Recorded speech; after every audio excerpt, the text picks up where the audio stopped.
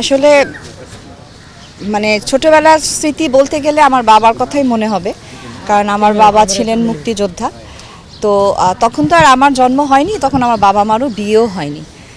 তো যতদিন আমার বাবা বেঁচে ছিলেন, সুস্থ ছিলেন, ততদিন আমার বাবা সবসময় আমাকে জাতীয় শহীদ মিনারে নিয়ে যেতেন। ওখানে বাবার সাথে আমি সবসময় গিয়েছি, দেখেছি, শিখেছি। তো এই স্মৃতিগুলো আসলে অনেক মনে পড়ে। যেমন আমি এফডিসিতে আসার আগেও কিন্তু আমি শহীদ মিনারেই গিয়েছিলাম, জাতীয় শহীদ মিনার থেকেই কিন্তু আমি এখানে আসলাম। তো এই তো। এই শিল্পীদের উপস্থিতি কম দেখা যায় কেন আসলে এই ধরনের উদযাপনগুলো? এটা আমাদেরই আসলে এখানে আমাদেরই দোষ আমি বলবো। আমি তো মানে শিল্পী সমিতির কমিটিতেই আছি, তো সেই হিসেবে বলবো এটা আমাদেরই দোষ। দোষটা এই জন্য যে আমরা যে এখানে ফুল দিব, এটা আমাদেরই কিন্তু জানানো উচিত তাদেরকে যে আপনারা আসেন, আমরা সবাই মিলে ফুলটা দিব। তো আমরা যদি না জানাই ওনারা কিভাবে আসবে? মেসেজটা আসলে এটা এই যে বললাম যে ভুল, এই ভুলগুলো আমাদের শুধরানো দরকার, শুধরাতে হবে। আল্লাহ ভরসা, দেখা যাক কি হয়। মানে এই ভুলগুলো কি কারণে হয়? না, এই ভুলটা আপনারা যেমন আপনার ভুলটা স্বীকার করলেন, তো এটা তো এটা দায়িত্ব, এটা আন্তর্জাতিক একটা দিবস, এটা তো আমারও নিজেরও একটা দায়িত্বটা আসলে আমার না।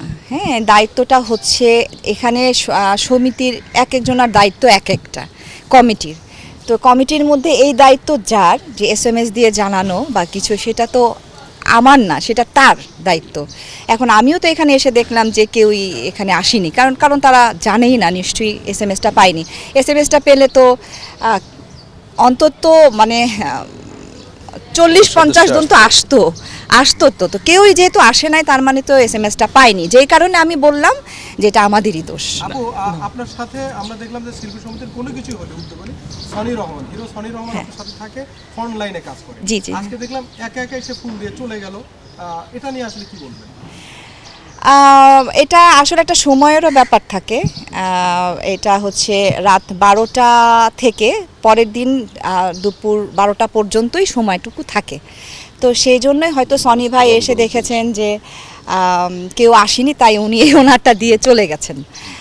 তো এইটাই আসলে এক একজনের হয় কি যে বিভিন্ন রকম হয়তো কাজ থাকে। যেমন মিশা ভাইয়ের আসার কথা ছিল, কিন্তু মিশা ভাইয়ের এক আত্মীয় মারা যাওয়াতে উনি আসতে পারেন নাই। হ্যাঁ, উনি কিন্তু উনি আর কি তারপরে সময়টা মানে টাইমলি উনি আসতে পারেন নাই। তারপরে উনি ওনার আত্মীয়র ওখান থেকে লাশ দেখে যতটুকু তাড়াতাড়ি সম্ভব উনি চলে আসছেন। এই শিল্পী সমিতি থেকে নতুন সরকারের কাছে কি প্রত্যাশা সেটা একটু শিল্পী সমিতি থেকে নতুন সরকারের কাছে প্রত্যাশা থাকবে যে আপনারা অন্তত মানে সব কিছুর দিকেই তো ভালোভাবেই নিশ্চয়ই দৃষ্টিটা দিয়ে থাকেন। তো অবশ্যই আমাদের যে চলচ্চিত্রের দিকেও আমি বলবো যে একটু সুদৃষ্টিটা যেন থাকে, এটাই চাওয়া। আমাদের মানে ওনার তো মৃত্যুবার্ষিকী চলে গেছে, হ্যাঁ 17 তারিখে চলে গেছে। তো আমাদের সামনে হচ্ছে একটা ইফতার মাহফিল আছে এবং আমাদের দোয়া মাহফিলও আছে। তো এই মাসটাতে যারা যারা মারা গেছেন সবার জন্য সেই দিনও দোয়া পড়ানো হবে। ঠিক আছে, থ্যাংক ইউ ভাইয়া। ঠিক আছে, থ্যাংক ইউ ভাই।